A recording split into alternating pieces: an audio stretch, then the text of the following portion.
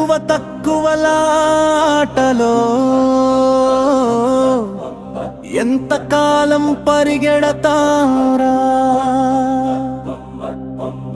ఎవరు పెద్దో ఎవరు చిన్నో ఎవడు చెప్పగలడురా? జనం ఎక్కువైతే గొప్పవాడివా, మాటలు ఎక్కువైతే జానివా, నిశ్శబ్దంలో నిలిచిన వాడే నిజమైన సాధువురా.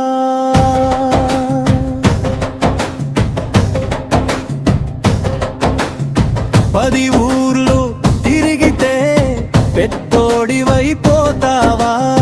10 పుస్తకాలు చదివితే పండితుడైపోతావా? గుంపు మధ్య నిలబడి గర్వంతో నడిచేవాడా? ఒక్కసారి నిశ్శబ్దంలో నిన్ను నీవు చూసావా? మనసులో అహం పెరిగితే జాణం కూడా మగ్గురుతుంది. మౌనం లోపల వెలిగితే సత్యం సూర్యుడవుతుంది. ఎక్కువ మందితో తిరిగితే ఎక్కువ వాడివి కావురా. తక్కువ మందితో నడిచినా తక్కువ వాడివి కావురా.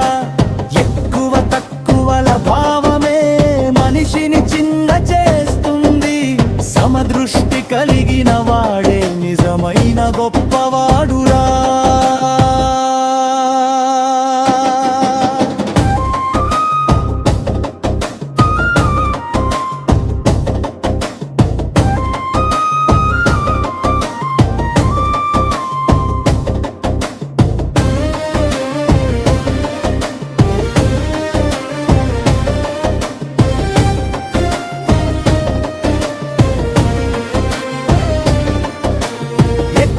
విషయాలు తెలిసినా లోపల శాంతి ఉందా?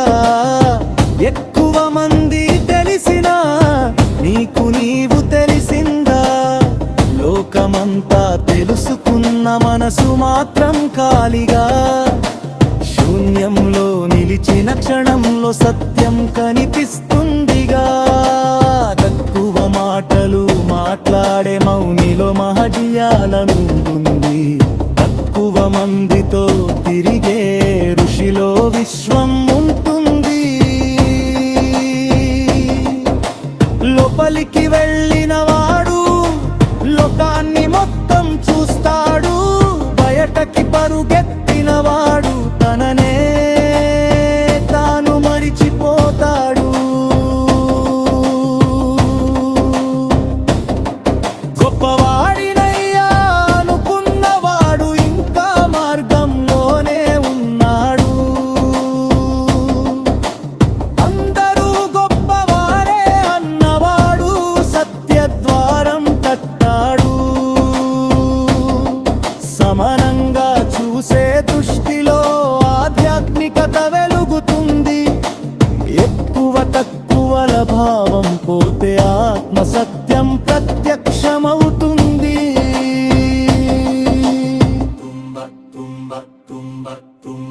ఎక్కువ తక్కువల గోడలు మనసులో కట్టుకోకురా.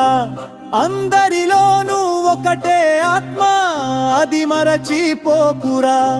సమాన దృష్టి కలిగితే